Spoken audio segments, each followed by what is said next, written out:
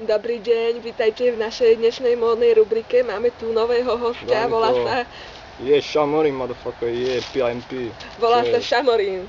Takže tu na náš milý host, pán Šamorín, spolupracuje s takými nebezpečnými repermi, ako je napríklad Košice, potom Trnava a nejaká Florida, to ja nepoznám, to neviem, kto je.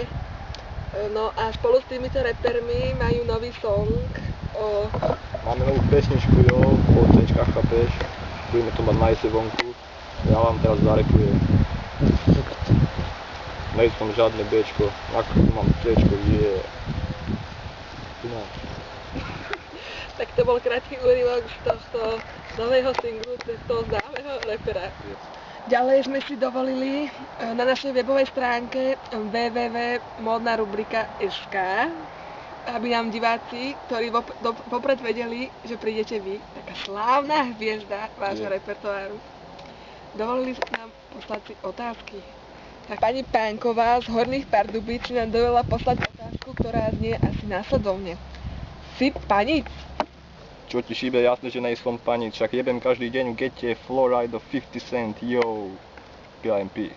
Takže pán Teplý z Majcichová si dovolil položiť vám otázku, ktorá znie následovne. Ako často si holíš podpazušie? Však každý deň, ne? Však to je naša predohra s 50 centom, normálne každý deň spoločne si holíme, však tak to má byť, ne? Jo. Nejaká mladá slečna menom Snehulienka plus jej manžel menom Kýblik sa vás pýtajú takú veľmi dôležitú otázku. Proste úplne dôležitá, to je úplne dôležitá. No povedz. Proste úplne, ale vážne to je dôležité. Vážne, úplne. No proste, že ty si to skúšala toľko s chlapom. S chlapom?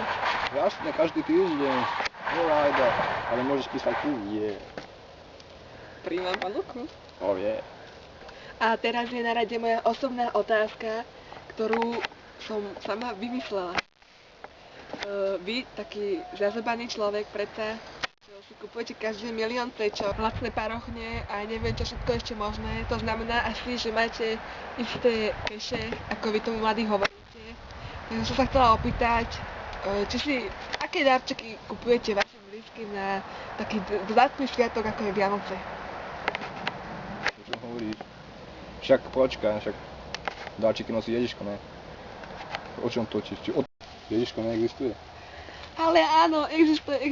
Tu si len s teba robila takú srandu, vieš, tak. Aj bola zábava. Ja som sa zlákol, že neexistuje, lebo mamička mi hovorila, že Ježiško existuje normálne. Kupuje dáčiky, všetko, a tak to má byť, ne? Je. Milí diváci, čo si myslíte vy? Mám vám povedať pravdu? Jasné, povedz, ja chcem vedieť pravdu. Si istý? Je. Si istý, že to nepoloží? Tak to nie som, ale ja chcem vedieť pravdu. Ježiško neexistuje. Čo? Maria, to je strašné, čo teraz bude so mnou?